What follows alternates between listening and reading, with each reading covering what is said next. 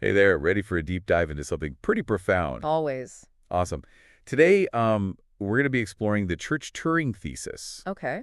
And this is a concept that kind of sits right at the intersection of computer science and philosophy, Yeah. which, especially for a philosopher like you listening, I think you'll find this really intriguing.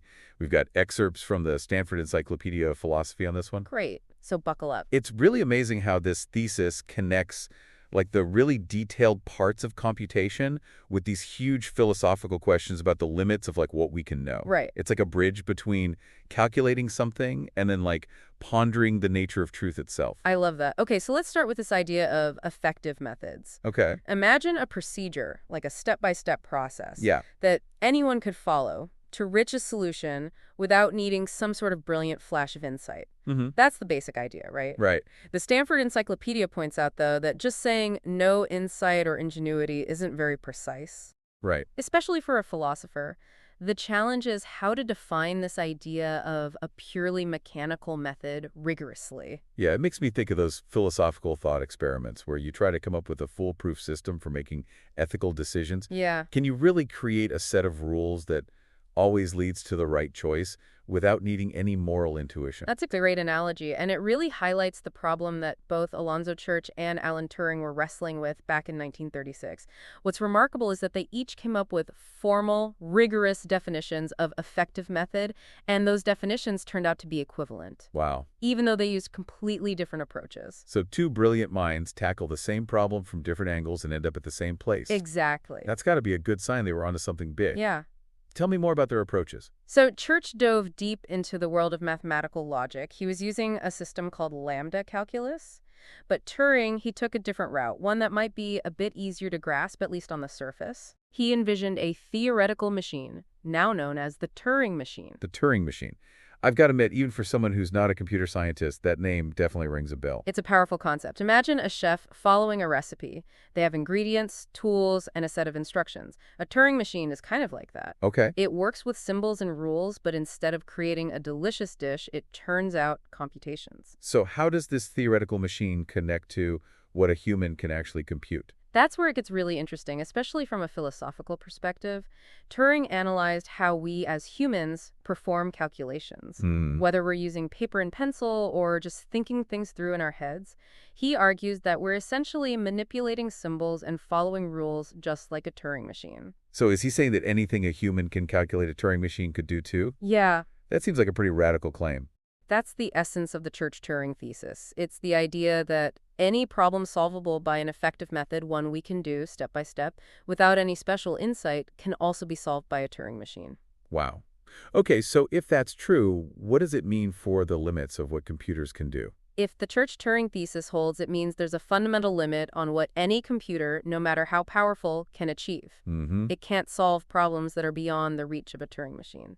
So there might be problems out there that are simply uncomputable, even in principle. Yeah, That's a pretty profound implication, especially for someone who spends their time thinking about the nature of knowledge. absolutely. And both Turing and Church were grappling with a famous problem that illustrates this point beautifully, the Entscheidungs problem. Okay, I'm intrigued. What is the Entscheidungs problem? It's German for decision problem, and it's all about finding a decision procedure for any logical statement. Imagine like a perfect algorithm, a set of instructions that could tell you with absolute certainty whether any given logical statement is true or false. That was the Entscheidungs problem, finding that ultimate logic solver. That sounds incredibly powerful, like the holy grail of logic. Right. But the implications of the Church-Turing thesis suggested something quite shocking. Such a decision procedure for all of logic simply can't exist. You're telling me there are truths out there that we can never definitively prove, even with the most powerful algorithm imaginable. That's right. That's mind-blowing, And it raises profound questions about the nature of truth itself. right? Are there truths that are inherently inaccessible to any computational process, even in principle? That's where things get really interesting for a philosopher. Absolutely. So this seemingly obscure problem in logic actually had huge implications for how we think about knowledge itself. What other philosophical rabbit holes does the Church-Turing thesis lead us down? Oh, tons of them. It certainly does. The Church-Turing thesis touches on everything from the foundation of computer science to the potential limits of artificial intelligence, and even, as you pointed out, the very nature of the mind itself. Yeah, it's almost like this idea isn't just about the limits of machines, it's about the limits of knowing. It makes me wonder if there are forms of knowledge, maybe even forms of consciousness, that are simply beyond the reach of computation as we currently understand it. That's a question that's been haunting philosophers and computer scientists for decades.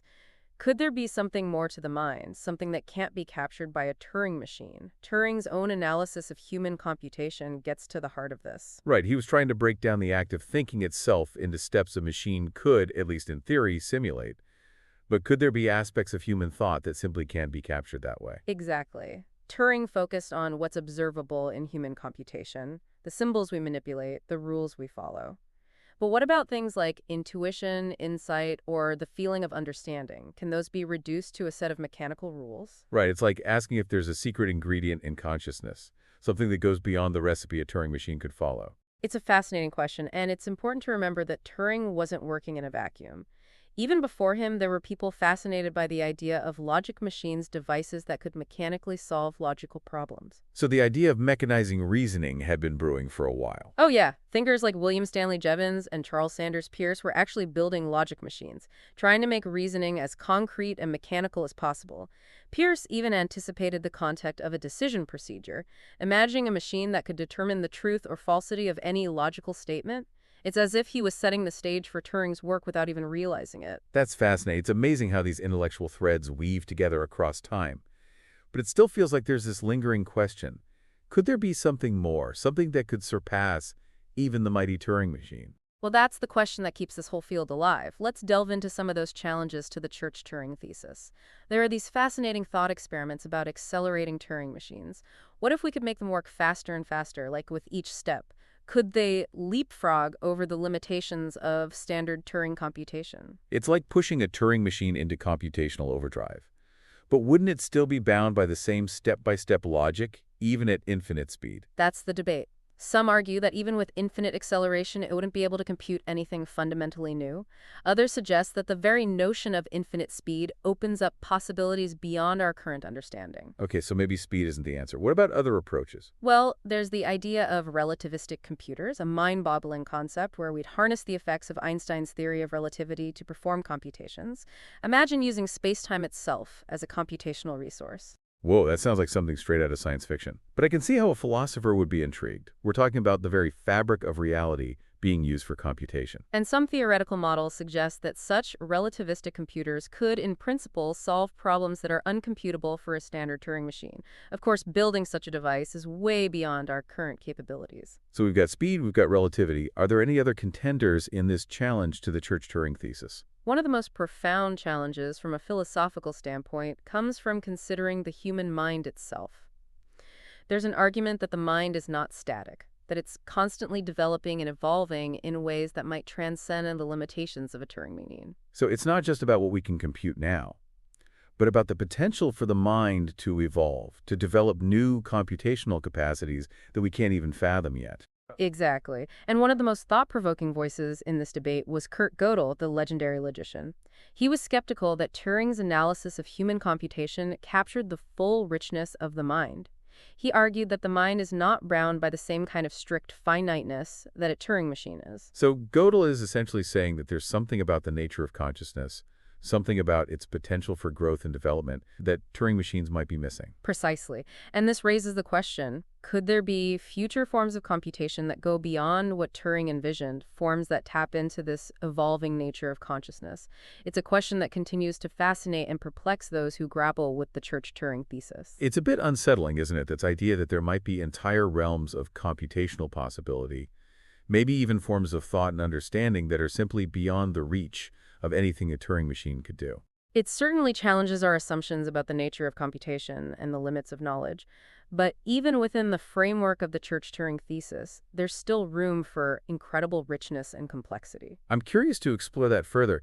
What are some of the ways people have tried to refine and expand on Turing's ideas, even while working within the framework of the Church-Turing thesis? One of the most interesting attempts to grapple with these questions comes from Robin Gandy, a mathematician who was a student of Turing himself. Gandy developed his own analysis of computation, one that he saw as building on and extending Turing's work. So Gandy was taking Turing's ideas even further, trying to refine and expand them. What was his approach? Gandy focused on what he called discrete, deterministic, mechanical devices. These are systems that are built from a finite number of basic parts, operate in discrete steps, and whose behavior is fully determined by their current state and the rules governing their operation. Sound familiar? It's like a more general version of a Turing machine, right? Something that captures the essential features of computation without being tied to a specific model, like the tape and head. Precisely. And Gandhi argued that any such device, no matter how complex, can be simulated by a Turing machine. He even laid out a set of axioms, principles that he believed any such device must obey. It's like he was trying to create a more rigorous framework for thinking about the Church-Turing thesis, one that encompasses a wider range of possible computational systems. But even with Gandhi's work, there are still these nagging doubts, these possibilities lurking at the edges of what we know. It's like the Church-Turing thesis, rather than being a final answer, is a starting point for a deeper exploration of the limits of computation and the nature of the mind. Absolutely, and that exploration has taken some truly mind-bending turns. For instance, researchers have been delving into the world of quantum computing to see if it might offer something beyond Turing's model. Ah, quantum computing, that's been making headlines lately. It's like a whole new level of computational power, exploiting the strange rules of the quantum world. Is there a chance that quantum computers could challenge the Church-Turing thesis? It's a fascinating question. Some quantum algorithms seem to be able to solve problems that are, at least for practical purposes, impossible for classical computers. This has led some to wonder if quantum computers might break free from the constraints of the Church-Turing thesis. But even if quantum computers are operating according to the laws of physics, aren't they ultimately performing computations that could, in principle, be carried out by a Turing machine, just maybe not in the realistic time frame? That's where the debate gets really interesting. Some argue that even quantum computers are ultimately doing computations that a Turing machine could handle, albeit perhaps not within the lifespan of the universe. But others suggest that quantum mechanics might unlock computational possibilities that are fundamentally different, potentially surpassing Turing's model altogether. It's like peering into a realm where our very notion of computation takes on a whole new meaning. Okay, so we've got quantum computing as a potential challenge. Are there any other contenders in this quest to go beyond the Turing machine? There's also this intriguing, albeit somewhat radical, idea of hypercomputation systems that could compute functions beyond the reach of Turing machines. It might sound like something out of science fiction. Hypercomputation, that definitely has a science fiction ring to it. But are there serious people exploring this idea? Believe it or not, there are.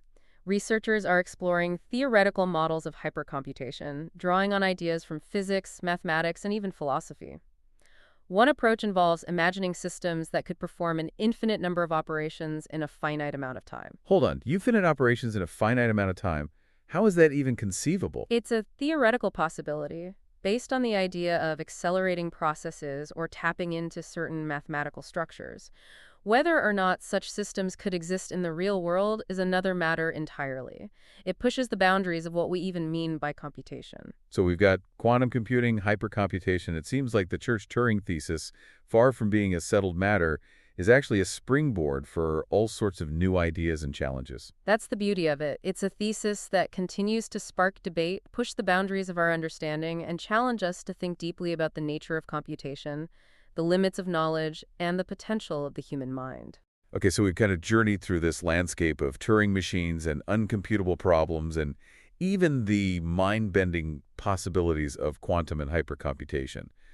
But for a philosopher like you, the listener, I think the most intriguing part is what all of this means for our understanding of knowledge, truth, and the nature of the mind itself. Absolutely. The Church-Turing thesis throws open some fundamental philosophical doors. For instance, if the thesis is true, it implies that there's like a hard limit on what can be known or calculated, even in principle. Yeah. And that's a pretty radical idea, especially for someone who, spends their life exploring the vastness of philosophical questions. It's almost like there's this invisible barrier out there, beyond which lies the realm of the uncomputable. Right. And that raises so many questions. Exactly. Like, for example, if there are mathematical truths that are uncomputable, does that mean they're somehow less true than those that can be proven by a Turing machine? Yeah. It makes you wonder about the hierarchy of truth itself. It certainly challenges our intuitions about what it means for something to be knowable, and it also has profound implications for the debate about artificial intelligence. If the human mind is truly more than just a computational system, does that mean we'll never be able to create machines that are truly intelligent, maybe even conscious? It's a question that's been at the heart of so much science fiction and philosophical debate. Are we just complex biological machines?